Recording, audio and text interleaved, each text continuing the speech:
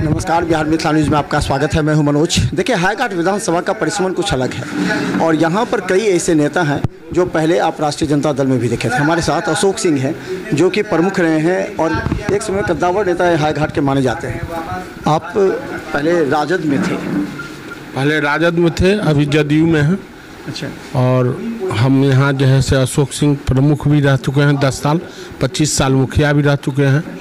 और मोदी जी का नारा है जो 400 से अधिक हम सीट लावेंगे।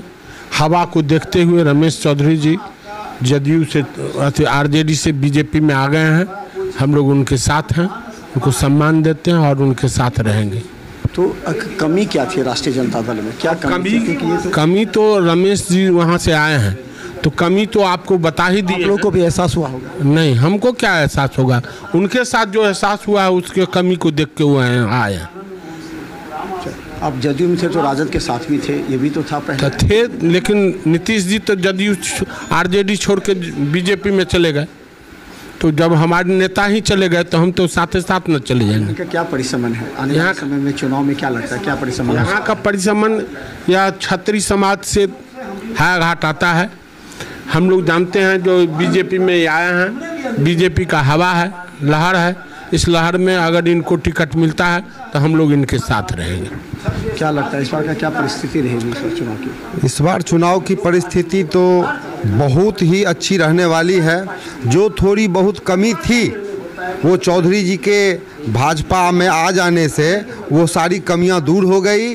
और मोदी जी का जो स्वप्न है, मोदी जी का जो अलख है, जो अब की बार 400 पार, तो अब की बार 450 सीट होना तो होना लाजमी हो चुका है। मैं हायाघाट भाजपा किसान मोर्चा का मंडल अध्यक्ष हूं और हायाघाट पूरे हायाघाट विधानसभा के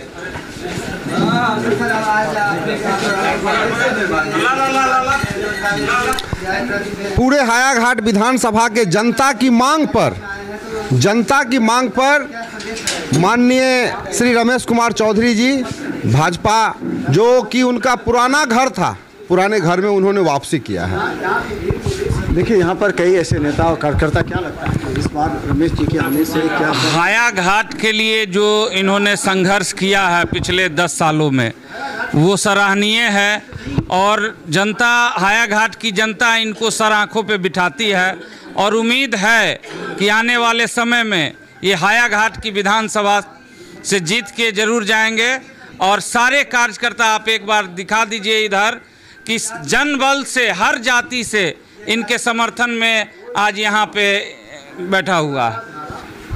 देखिए, यहाँ पर क्या लगता है आप भी क्या इस बार? जी, मेरा कहना है कि जैसे रामचंद्र जी 14 वर्ष के बाद वनवास से लौटे थे, वो खुशी हम लोगों को अभी महसूस हो रही है सर के आने से। सर के आने से हमें ये खुशी महसूस हो रही है कि 14 वर्ष के वनवास के बाद जैसे रामचंद्र जी यहाँ लौटे थे, वैसे आज हमें खुशी महसूस हो रही है। यहाँ जो विधायक है कैसे लगते हैं रामचंद्रपुर में? नहीं, उनसे हम लोग उतने खुश नहीं हैं, उनसे मान के चलिए हम उतना खुश नहीं हैं। अच्छा, यहाँ के जो विधायक है रामचंद्र शाह, क्या लगता है रामचंद्र शाह का क्या स्थिति है, क्या नेटवर्क है और कैसे लोग नाराज़ हैं या फिर क्या होगा टिकट? ये तो रामचंद्र शाह ही बतावेंगे। वैसे लोगों का उनके प्रति जो अच्छा स्नेह नहीं है, वो अच्छे ढंग से डील नहीं कर रहे हैं। लोगों का विकास रुक रहा है, नहीं काटता, विकास रुक रहा है। इसलिए रामचंद्र शाह को टिकट मिलना तय है, उस टिकट के अनुकूल जो जैसे चाहें। लेकिन अभी हम लोग रामचंद्र शाह के साथ हैं नहीं।